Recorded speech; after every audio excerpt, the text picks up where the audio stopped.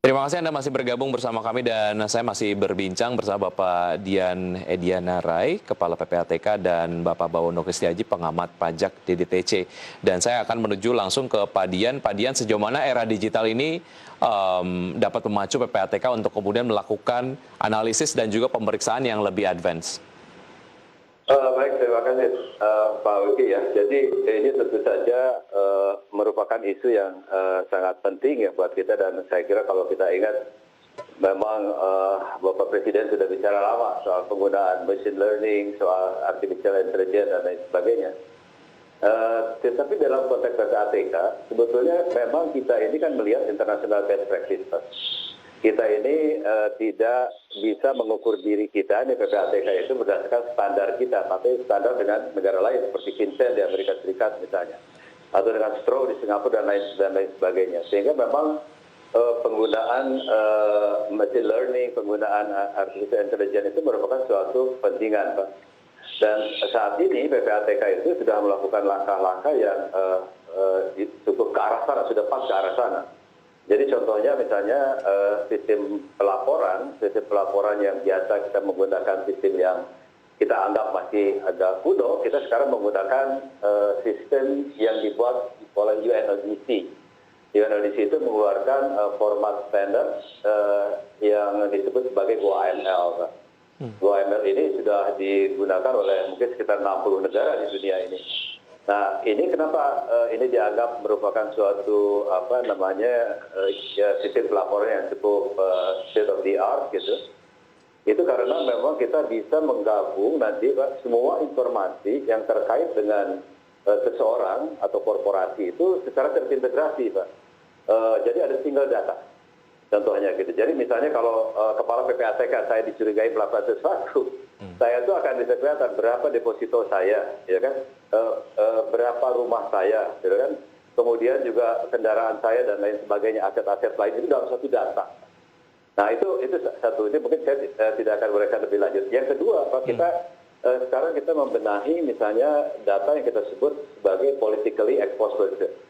Nah itu isinya itu adalah tentu saja semua pejabat negara dari pusat maupun daerah yang memiliki posisi-posisi strategis dan kita anggap kritikal, itu dimasukkan ke dalam suatu data. Dan itu meliputi juga keluarga dan pihak terafiliasi. Nah sebagai gambaran ya Pak Wiki ya, ini data yang sudah kita himpun di database PEPS kita itu sudah mencapai angka 1,3 juta nama. Nah itulah yang akan dimonitor oleh PPATK untuk meningkatkan efektivitas kita di dalam konteks monitoring mengenai perilaku pejabat, perilaku korporasi dan lain sebagainya yang kita anggap ada sesuatu yang keluar dari profil. Nah itu contohnya, tapi masih banyak lain data yang kita perbaiki, tentu saja termasuk Sipendar misalnya. Sipendar itu adalah sistem pertukaran informasi yang terkait dengan pendanaan terorisme dengan menggunakan platform, Pak. Itu platform khusus. Dan tadi yang saya sebut platform tripartite antara Direktorat Jenderal Pajak, kemudian Bea Cukai dan kita juga adalah salah satu inovasi teknologi sebetulnya yang bisa dikatakan. Baik, baik. Oh, ya. Silakan dilanjutkan, Baik, Pak. Ya, jadi begini Pak, jadi arahnya ke depan seperti apa? Arahnya ke depan tentu saja yang namanya machine learning atau artificial intelligence itu tidak mungkin dihindarkan, Pak. Kita mungkin belum bisa jam secanggih misalnya apa yang terjadi di Amerika pada saat ini, tetapi kita sudah ke arah sana. Blueprint kita sudah clear, Pak, bahwa kita akan menggunakan itu. Jadi kalau misalnya kita menangani kasus cryptocurrency nih, Pak, ya misalnya kan, atau crypto asset, itu yang segala sesuatu yang bersifat virtual, itu kita pun harus mengikutinya secara virtual, tidak lagi secara fisik, gitu. Baik. Nanti misalnya memfreeze account, kemudian melelangnya, misalnya itu semua bisa dilakukan secara virtual. Ya, traceability secara digital dan juga virtual ini menjadi satu hal yang sangat penting agar penindakan-penindakan tadi dapat berlangsung secara akseleratif.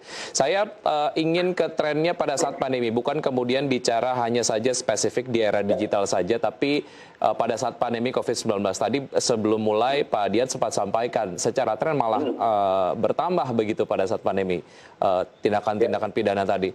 Nah, sejauh mana ini kemudian di-capture oleh PPATK dan menjadi satu momen untuk harus kemudian bekerja lebih intens lagi pada saat pandemi, karena tindakannya banyak nih, Pak Dian. Ya, Pak Wiki, itu sebetulnya ekspektasi saya ya, bahwa ketika negara kita dan seluruh dunia itu sedang menghadapi musibah pandemi COVID-19, kita tentu mengharapkan bahwa ya para penjahat ini slow down sedikit, Pak, gitu. Tetapi that's not the fact, Pak, gitu.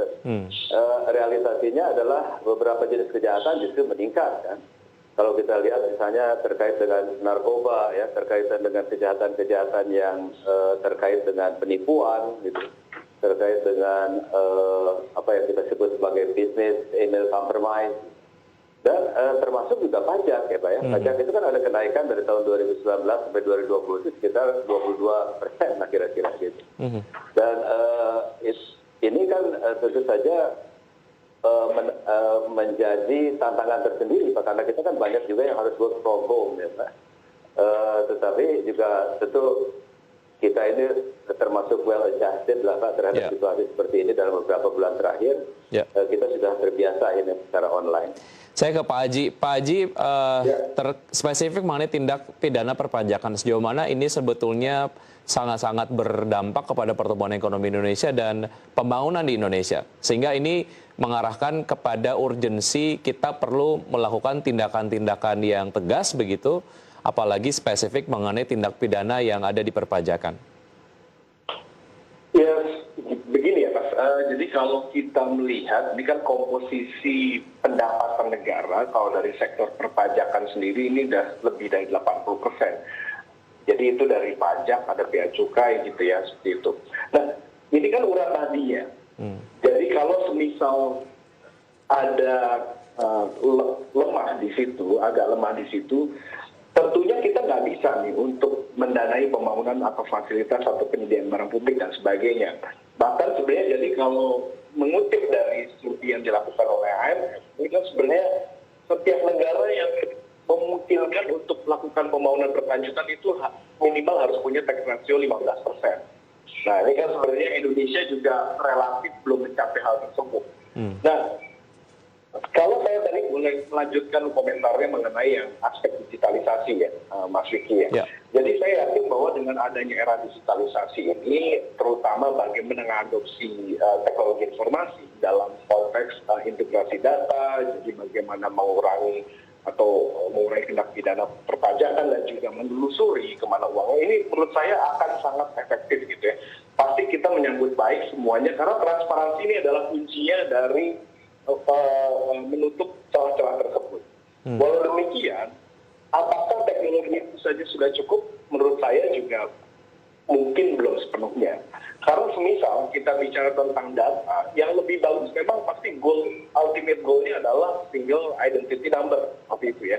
Jadi bagaimana kita bisa punya satu identitas untuk semua, bagaimana dari sektor keuangan dan lain-lain, pribadi dan sebagainya yang terintegrasi. Lalu juga saya ingin menyoroti persoalan mengenai apakah teknologi juga bisa misalkan memecahkan masalah beneficial ownership gitu ya, beneficial owner. Jadi kita tahu juga kadang-kadang aliran uang itu bisa saja diterima oleh bukan si pemilik manfaat akhirnya, seperti itu. Nah inilah justru kita juga masih menunggu efektivitas dari Perpres 13 ya, seperti itu. Jadi hal-hal yang sifatnya juga di luar teknologi menurut saya masih relevan dan masih penting bagaimana kita membangun sistem keuangan negara yang lebih tidak rentan ya terhadap tindak pidana di bidang perpajakan. Seperti itu, Mas. Saya bisa gunakan itu kemudian sebagai closing statement dari Pak Haji, closing statement dari Pak Dian. Singkat saja Pak Dian, waktu kita cukup singkat. Apa yang Anda ingin sampaikan? Ya, terima kasih Pak Wiki. Mungkin yang ingin saya sampaikan dan kesempatan yang sangat baik ini tentu karena konteksnya ini dengan masalah perpajakan, tentu saya juga ingin dan betul saya bicara dengan IDX Channel, tentu saja isu yang terkait dengan masalah transparansi korporasi itu menjadi penting ya saya. Terutama yang sudah listed ya. Jadi kalau mereka punya pihak terafiliasi di luar gitu kan dan lain sebagainya mestinya didiskos secara lebih early atau dan diupdate dari waktu ke waktu, dan ini sangat penting Pak. Karena kami juga mencatat Pak, sebetulnya tingkat laporan yang disampaikan kepada PPATK oleh pelaku pasar modal itu masih sangat rendah, Pak. Ini Baik. agak mengkhawatirkan kira-kira begitu, Pak. Sehingga mungkin kita perlu ada semacam usaha bersama lah. Baik, ya. Adanya kemudian dialog hari ini dapat mensosialisasikan poin tadi begitu ya. Pak Dian dan juga Pak Haji, terima kasih sudah bergabung bersama kami di Market Review. Sukses selalu dan juga sehat selalu. Sampai jumpa. Terima kasih, terima kasih. Baik, dan pemirsa tetap di Market Review saja kami akan kembali di paruh kedua tentu saja dengan bahasan mengenai PDB Tiongkok yang mencapai rekor baru dan ini apakah menjadi sebuah harapan dari perdagangan ataupun hubungan perdagangan antara kedua negara. Usaha jeda berikut ini tetap di Market Review.